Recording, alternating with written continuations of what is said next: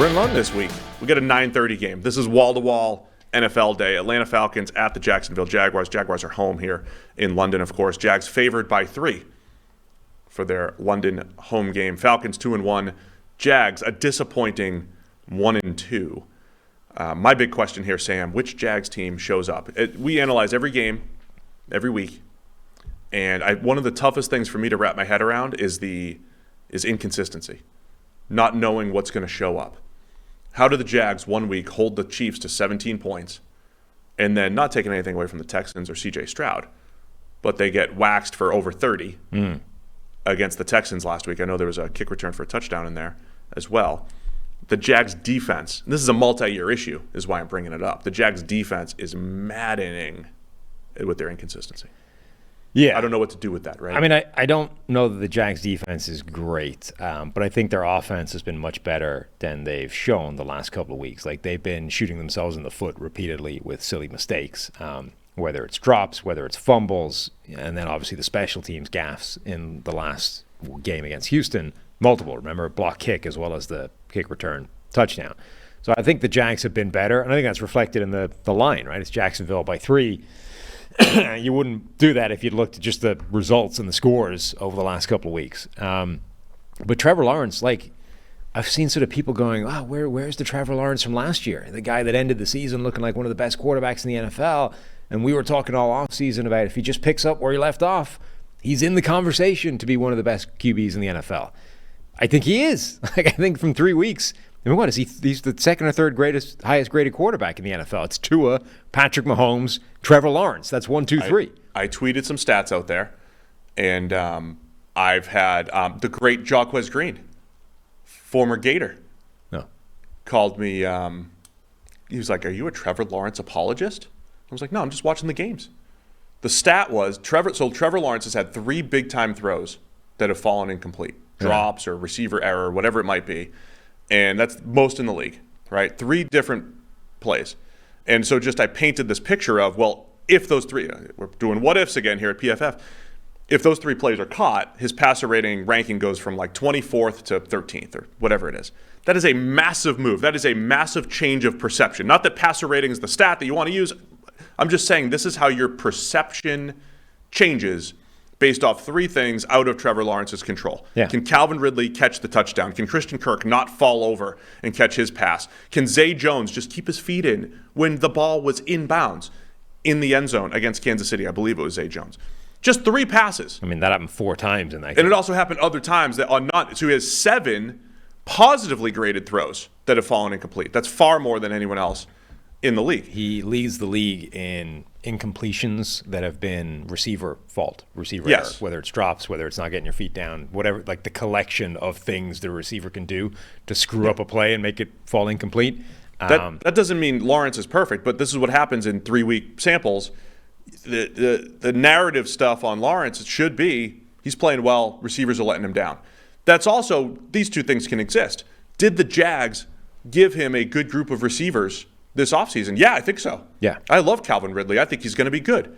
Is Calvin Ridley also letting Lawrence down by dropping the ball so far? Yeah, he is. Dropped 2 first downs, 1 touchdown last week. So both things can be true. So through that lens, I think the Jags are going to be okay offensively. And I'm with you. I'm worried about their defense that has the number 29 pass rush grade. And we said that coming into the season. It's Josh Allen with no help. Yep. And that's a concern because Josh Allen's also inconsistent. He has some games where he doesn't show up either. And if he doesn't show up, this Jags defense is not good. And that's way too much pressure on one player who's good, not great. And that's a concern for me in Jacksonville. Yeah, Josh Allen, I feel like, is a good, not great player and pass rusher. And kind of like the thing we talk about where having an average offensive lineman or an offensive tackle is a good thing generally. But when those guys run up against Myles Garrett, TJ Watt, whoever it is, Micah Parsons, they lose, and they lose bad, and it's going to be ugly, right? Now, that's becoming potentially a bigger problem than it used to be because all of a sudden there's a ton of those guys in the NFL, and so the chances are you're going to have to face 2 or 3 of them over the course of a season. So now being average and losing in those occasions is a bigger problem than it used to be. But I think the opposite is true as well. When you have a good but not great pass rusher, when they run up against a good maybe great offensive tackle, they lose. And when they lose, they do nothing in the game. And when they do nothing in the game, Now you've got a problem if he was your primary source of pass rush. I think that's what you see a lot from Josh Allen, is that when he runs up against a player that's just as good as he is, it neutralizes what he can do. And you don't get that impact, and there's no one else in that defensive line that generates pressure on any kind of consistent basis. And then that makes everything worse, right? Now you get the Browns defense from a year ago, where not only are you not getting the pass rush up front, but you're not getting the secondary help because they're covering forever, and everything just sort of falls apart. On the other side, Falcons, can't believe I'm going to say it, but they got to run the ball. Got to get the running back involved. Got to get Bijan back on track. He got shut down last week against Detroit, and the offense kind of sputtered. So get your playmakers involved here and start with Bijan. Desmond Ridder leads the league in turnover-worthy plays through the first 3 weeks, despite being 24th, I think, in attempts. Yeah, and all but 2 of them are passes, not fumbles. Yeah, that's why I said the Falcons are going to be a difficult one every week, because I think if you put a different quarterback in there, we'll see what happens with Ridder, but I think if you put a different quarterback, Heineke season.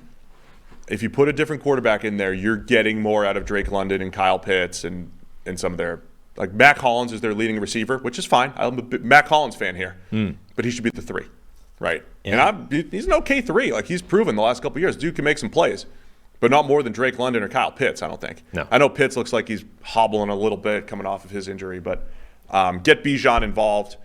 I like the Jags to bounce back, though. I'm going to predict the Jags to bounce back. They're favored by 3. I think they'll cover the 3 here. There's always this conversation that takes place around this offense and around the utilization of their playmakers and stuff. Who's right? they? The Atlanta Falcons. Falcons, yes. And it's this team is misusing Kyle Pitts and they're misusing Drake London and yada, yada, yada, right? And this always gets back to Arthur Smith. They ask him about it. It's what the hell? And his line is always kind of we're not interested in stats. We're interested in winning games and, all that kind of stuff. And it's it would be less of a problem, I think, if, the numbers weren't great, but they were at least using the right players the most. The problem is always, it's not that Kyle Pitts is not getting, 15 targets a game. It's that he's being out-targeted by Jonnu Smith, right?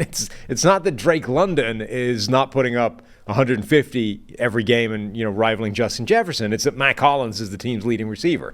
These are the problems. It's not that you're just underusing these guys. It's that you're actively pushing the ball in the direction of worse players. And that's probably not a great idea. I get you can't just always throw the ball to 2 guys because, the teams can figure that out, right? You've got to spread it around a bit. You've got to use them as decoys. You've got to do something. But they shouldn't be the decoy every play is what I'm saying. And that's currently kind of how it works for those guys. Yeah, and unless Desmond Ridder can become a better facilitator, think about what that would look like if you had someone who's distributing a little bit better, and every single week you're trying to figure out, who do I stop? You've got a creative, well-blocked run game with an outstanding rookie running back, with a great backup running back in Tyler Algier, and you have a Drake London and a Kyle Pitts and a Mac Hollins. What do you do defensively? I don't get the sense that defenders are saying, oh no, what do I do against the Falcons, other than little spurts here and there. I thought week 1 it was promising. You just haven't seen that consistency. I'll take the Jags to right some of their wrongs offensively here and put some points up. Cover the 3. Yeah, I think I'm in the same boat. I don't know quite what to make of this Falcons team yet. They're a very difficult team to get a handle on. They've been good and bad. The offense is a unique proposition for any team to have to contend with, but I think the overriding, my one big motivating force coming into this game is that idea that Jacksonville has been better the last 2 weeks than they've looked, and eventually that's going to stop, happening. The point about small sample sizes, it's not that those players stink, it's that those players have collectively made a bunch of big mistakes in 2 weeks, and that's probably not going to continue long term.